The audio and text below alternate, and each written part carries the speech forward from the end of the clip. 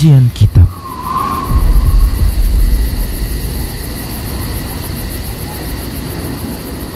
Bismillah, assalamualaikum warahmatullahi wabarakatuh. Innal hamdalillah nahmaduhu wa nasta'inuhu wa nastaghfiruh. Wa na'udzu billahi min shururi anfusina wa min sayyiati a'malina. May yahdihillahu fala mudilla lahu wa may yudlilhu fala hadiya lahu.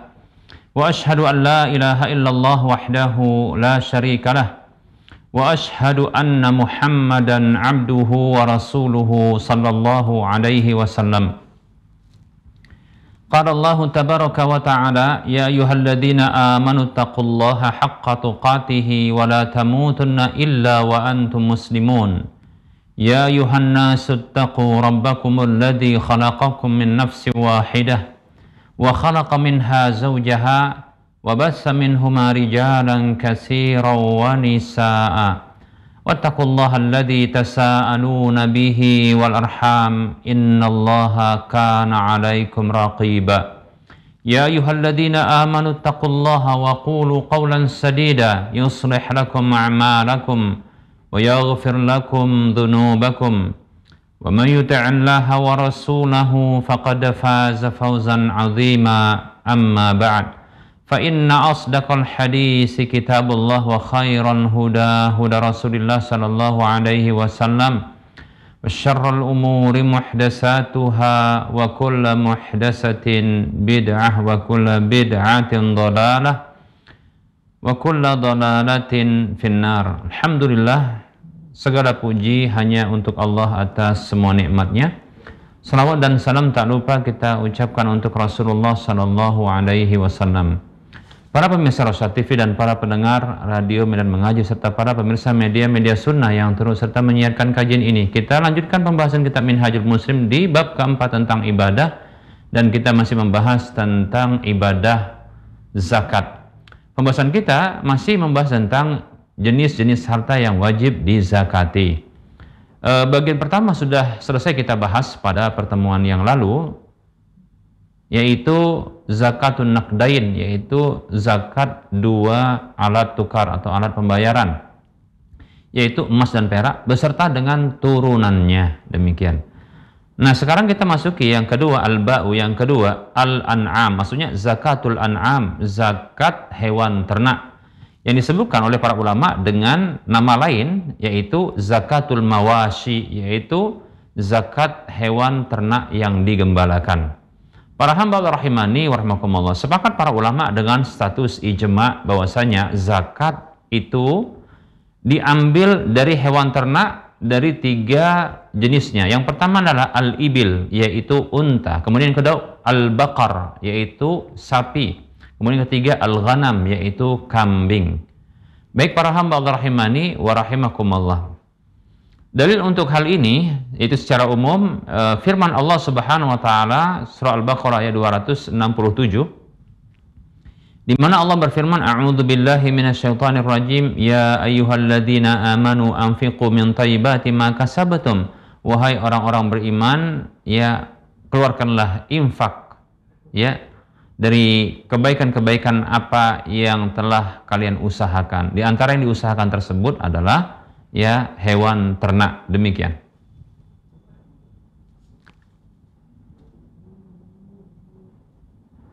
Kemudian ada hadis yang lain, hadis yang dikeluarkan oleh Imam Al-Bukhari, ya, yaitu sabda Nabi Shallallahu Alaihi Wasallam yang bertanya kepada beliau tentang hijrah.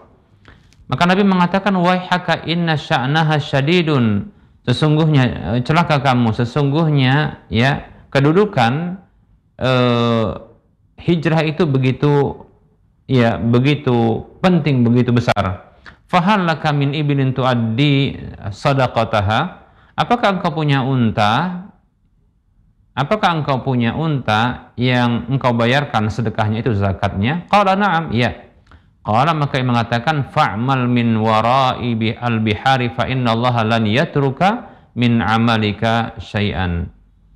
Maka kerjakanlah, beramallah, ya, bekerjalah dari balik laut ini, ya, karena sesungguhnya Allah Subhanahu wa taala tidak akan meninggalkan sedikit pun dari amalmu. Demikian. pekerjaanmu.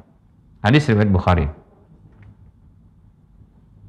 Kemudian ada hadis yang lain, hadis yang menunjukkan adanya syariat zakat hewan ternak ini, yaitu hadis yang dikeluarkan juga oleh Imam Bukhari. Nabi SAW bersabda, "Walladzi la ilaha ghairuhu."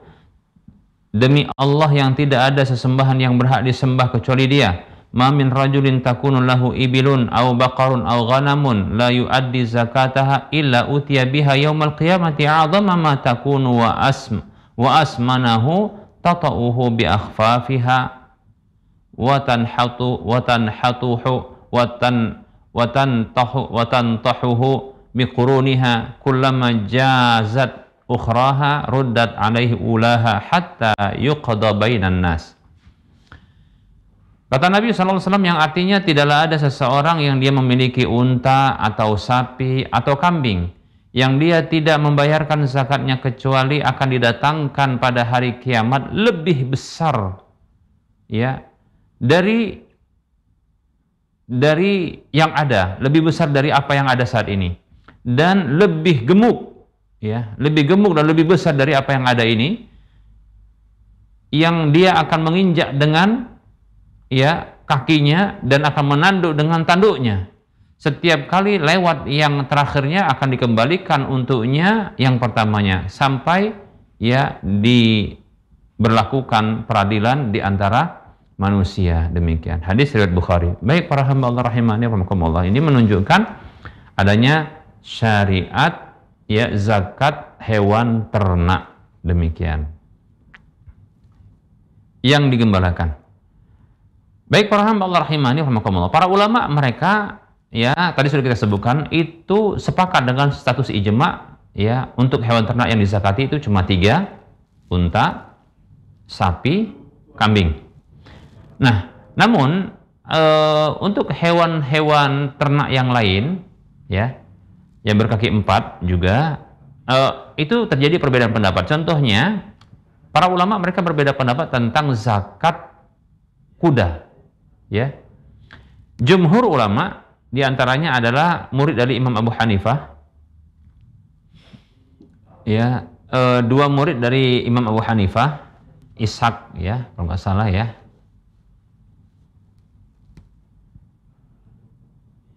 Berpendapat bahwasanya kuda itu bukanlah ya kuda yang dia tidak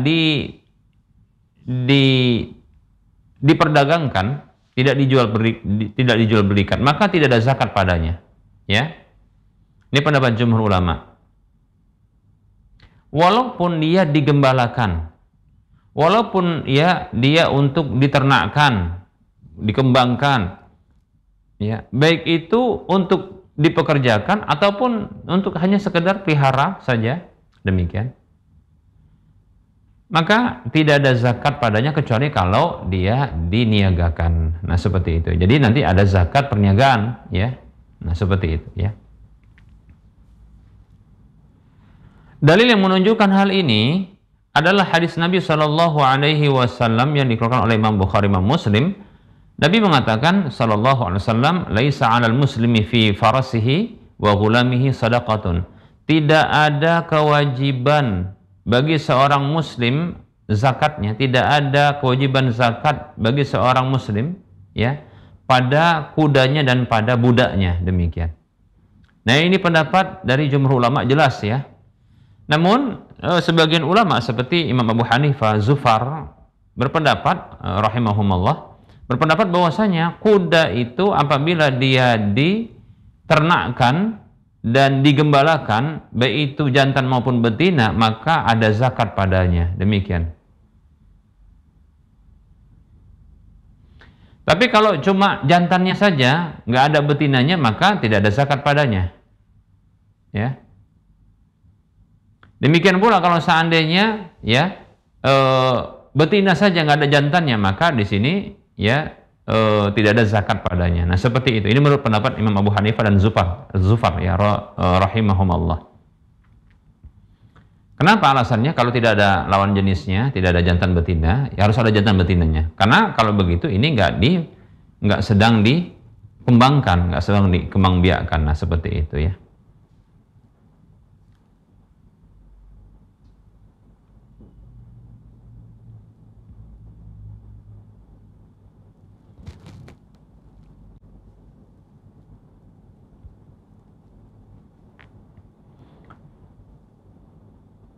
Adapun hewan seperti keledai, seperti behol, yaitu blasteran antara keledai dengan kuda, atau yang lainnya, maka tidak ada zakat padanya selama dia tidak diperjualbelikan, ya.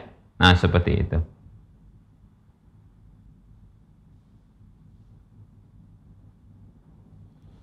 Baik para hamba Allah rahimani warahmatullah. Nah, kita beralih kepada syarat wajib, ya, zakat pada hewan ternak. Apa sih syarat wajib zakat pada hewan ternak?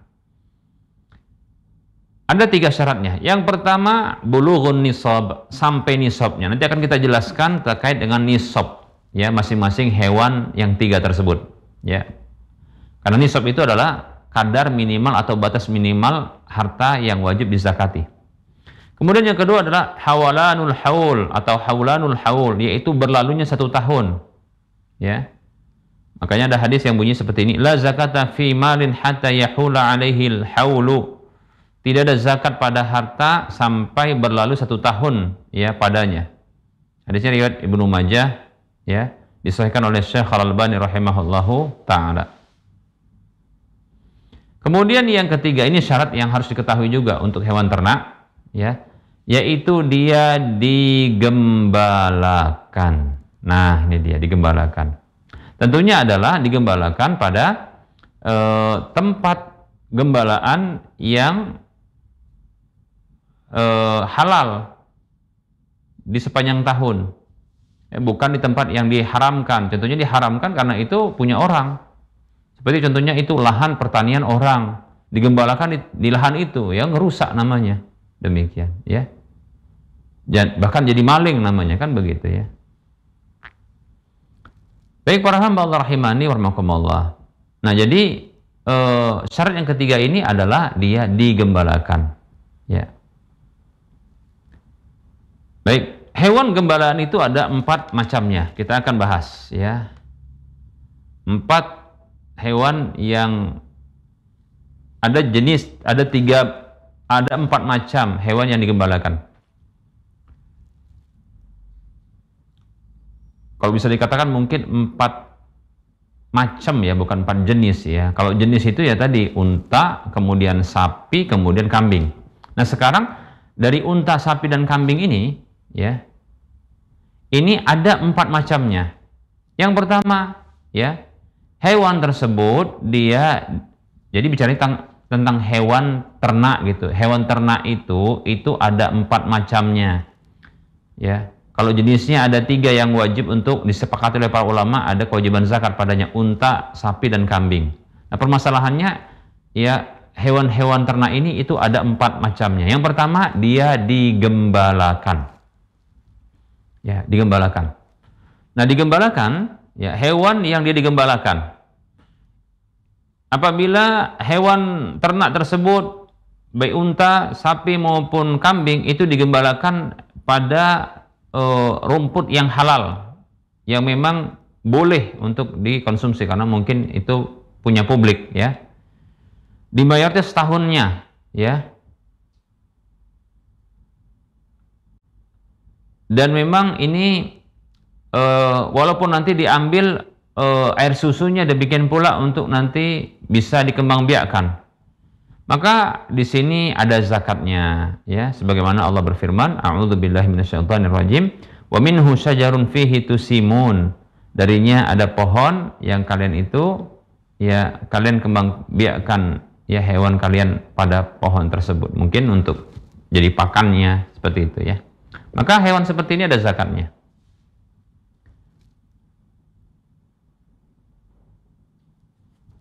Nah, kemudian yang kedua, jenis hewan ternak yang kedua adalah dia hewan ternak yang tidak digembalakan tapi dikandangkan. Kalau bahasa dikandangkan ini maksudnya adalah dia diberikan pakannya. Diberikan pakannya. Diberi. Dicari pakannya atau dibeli pakannya, kemudian dihidangkan ke hewan-hewan tersebut, ya. Nah, biasanya seperti ini adalah hewan-hewan yang diinginkan dagingnya, ya, atau nanti susunya, ya, atau untuk nanti dikembangbiakkan, demikian. ya, maka yang seperti ini tidak ada zakatnya karena tidak digembalakan. Nanti akan kita sebutkan ya dalil ya tentang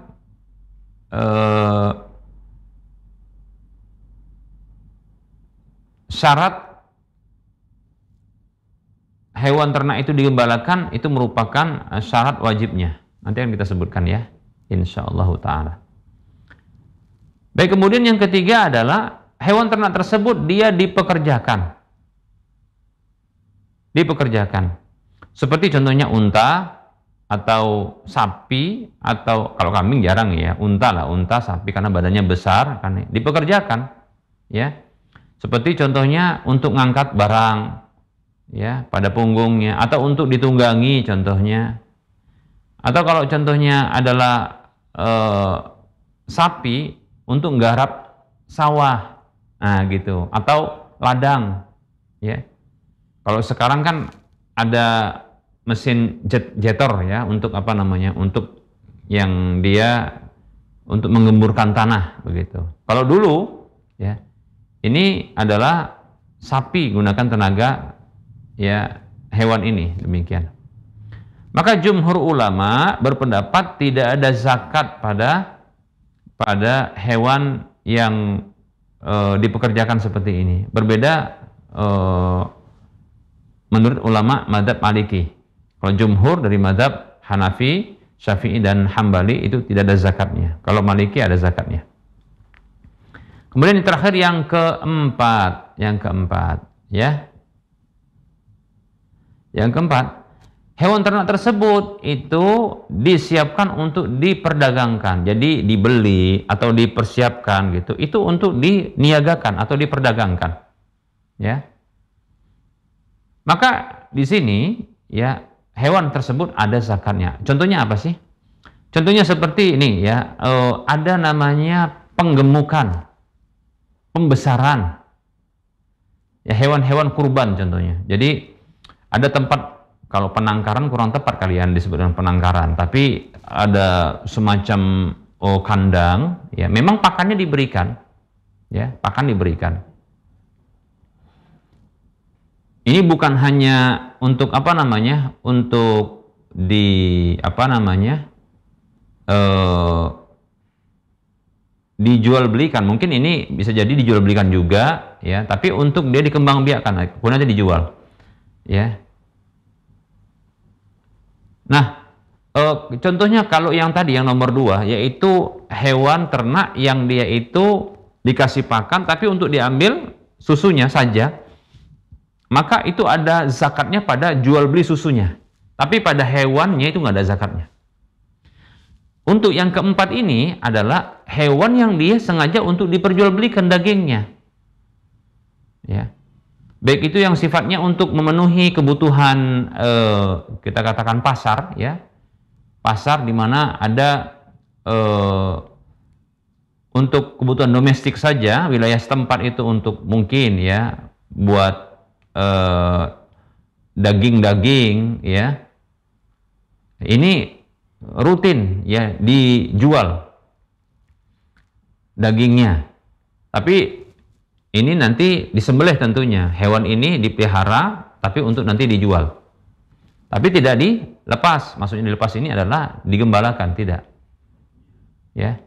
Begitu juga contohnya adalah ketika momen Idul Adha. Nah, ini yang ya potensi besar sekali ya, karena bisa sampai ya menghabiskan semua apa namanya, semua hewan tersebut yang bila sudah masuk syarat umurnya, demikian.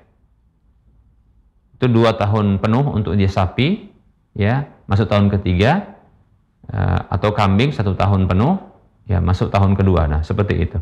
Nah ini apabila dijual dagingnya nantinya, tapi hewan ini dipelihara, tidak digembalakan, maka ini tidak ada zakat, tidak ada zakat hewan ternak. Yang ada adalah zakat jual beli. Jadi ada 4, saya ulangi. Hewan ternak tersebut itu digembalakan, maka ini ada zakatnya. Kalau nanti sudah sampai nisabnya dan haulnya. Kemudian yang kedua adalah dia hanya hewan ternak yang diambil susunya, seperti contohnya kambing. Kambing jumlahnya 100 gitu kan, itu nanti dikasih makan, pakannya nggak dilepas tapi pakannya dihadirkan, nanti diambil susunya, dijual. Maka di sini tidak ada zakat peternakan, yang ada adalah zakat ya jual beli susunya, demikian. Kalau ada lebih kan gitu ya, ada sisa. Kemudian yang ketiga adalah ya hewan ternak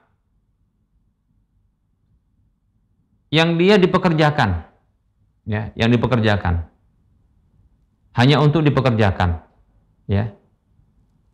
Maka ini tidak ada zakatnya. Tapi kalau disewakan, untuk apa contohnya?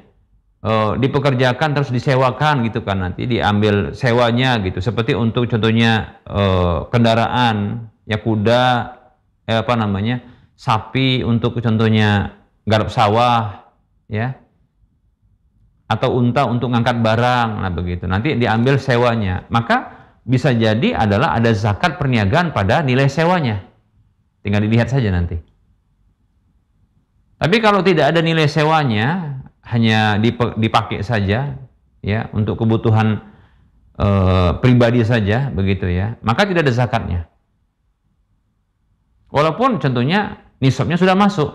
Contohnya unta ada 5 begitu ya, semuanya dipekerjakan, tapi tidak digembalakan, maka di sini ya tidak ada zakatnya menurut jumhur ulama. Berbeda dengan mazhab Maliki ya. Kemudian yang keempat adalah hewan ternak yang dia diperjualbelikan, ya, nanti diambil dagingnya, kan begitu ya. Itu momen, katakanlah kalau dia kambing, maka momen akikah, tapi kan jarang-jarang, tidak banyak biasanya, ya. Atau momen untuk diambil daging nanti dijual di pasar, katakan begitu ya. Ya, untuk contohnya tukang bakso contohnya, dan nanti daging sapi, bakso sapi, nah begitu ya. Begitu juga untuk kuliner contohnya kan seperti itu, yang lainnya yang nanti menggunakan bahan daging sapi atau kambing. Nah, seperti itu yang ini rutin, tapi biasanya tidak banyak yang seperti ini. Berbeda kalau dia momen Idul Adha, ini bisa sampai ya semua hewan ternak itu bisa keluar. Tapi kan dalam setahun seperti itu, maka ini ada zakat, tapi bukan zakat perniagaan, bukan zakat peternakan, tapi zakat perniagaan. Nah, seperti itu para hamba Allah rahimani warahmatullah.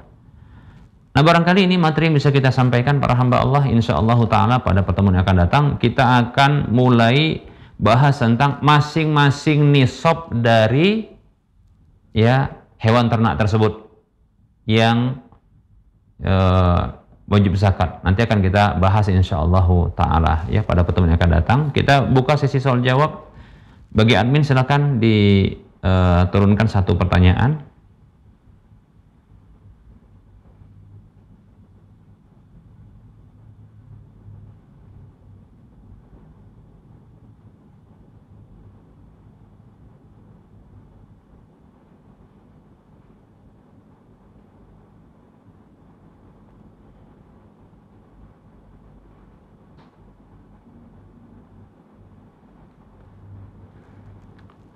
Baik, ada pertanyaan.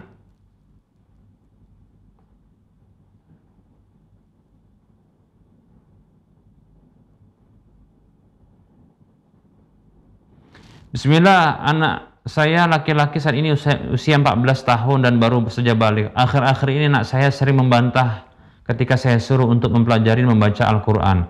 Saya sering sedih dan menangis karena bantahannya. Ada niat saya untuk membiarkannya saja. Saya takut dia jadi lebih berdosa karena hati saya sering terluka oleh kata-katanya ketika saya suruh baca dan mempelajari Al-Quran. Bagaimana sebaiknya Ustadz? Sekarang ini saya hadir di kajian. Oh, jadi maksudnya mungkin dengarkan kajian kita ini ya. Bismillah. Semoga Allah Subhanahu wa Ta'ala menjadikan anak-anak kita anak-anak yang soleh dan solehah, dan semoga kita diberikan oleh Allah pasangan hidup yang juga soleh ya dan solehah, Begitu juga semoga Allah jadikan rumah tangga kita rumah tangga yang sakinah mawaddah warahmah. Bila kita mendapatkan anak usia seperti ini, maka bersabar terlebih dahulu. Ini yang pertama, sabar. Kemudian doa dengan doa kebaikan. Jangan pernah mendoakan dengan doa keburukan, karena doa orang tua makbul. Ya, salah sudah amatin turaddu, kata Nabi SAW. Ada 3 doa yang tidak tertolak. Di antaranya adalah ya da'watul walidi li waladihi, doa orang tua untuk anaknya. Hadis riwayat Ibnu Majah kalau salah, begitu juga Abu Daud kalau tidak salah ya. Maka ya ini perhatikan, jangan pernah mendoakan keburukan, tapi doa kebaikan. Sesakit apapun kita dengan kata-kata anak-anak kita, maka apa? Doa dengan doa kebaikan, jangan keburukan. Apa yang kita inginkan dari anak kita seperti menjadi anak yang taat, anak yang soleh, ya, anak yang menjaga dirinya, anak yang patuh kepada orang tua, patuh kepada Allah, patuh kepada ya orang tua. Maka doakan seperti itu, jangan mendoakan keburukan. Nah seperti itu, ya. Kemudian yang kedua, anak itu butuh keteladanan. Maka kasih contoh. Kalau kita ingin anak kita suka bersih-bersih, kita bersih-bersih. Bila kita ingin anak kita itu ya sholat ke masjid, maka bapaknya ngasih contoh ke masjid. Kalau kita ingin anak kita itu baca Quran, maka orang tuanya baca Quran. Kalau anak kita ingin mempelajari Al-Quran, maka orang tuanya ikut kajian, belajar. Begitu caranya. Bukan sekedar nyuruh saja, tapi nggak dikerjakan. Kita nggak membuatnya. Ya ini kontradiktif. Demikian. Nah, kalau kita buat saja, belum tentu anak itu mau ngikutin. Apalagi kita tidak buat. Begitu. Dengan tangan besi kita hanya perintah saja. Ini nggak benar. Maka dengan apa? Ya dengan contoh teladan. Harus dikasih contoh teladan. Nah seperti itu. Ya. Demikian, ya, begitu. Kemudian bisa juga dengan iming-iming, ya. Kalau bisa iming-imingnya dengan surga neraka, ya orang tua lah yang bisa untuk untuk menyampaikan dengan kelemah lembutan, nah seperti itu, ya. Jadi keteladanan itu sangat kuat sekali. Doa, keteladanan, dan sabar terus. Nah seperti itu. Kemudian jangan anak seperti ini diberikan dia dengan bebas, yaitu HP. Itu salah, ya. Kalau bisa jangan berikan HP dulu, belum saatnya dia belum bisa pegang HP itu, demikian. Nanti malah ya dia begadang malam, dia nggak tidur karena pegang HP terus. Kemudian nanti bisa dia melihat hal-hal yang tidak baik, ya, dengan HP itu. Seperti itu. Atau dia mendapat informasi yang buruk dari HP tersebut, maka demikian. Kemudian carikan teman yang baik, seperti itu, ya.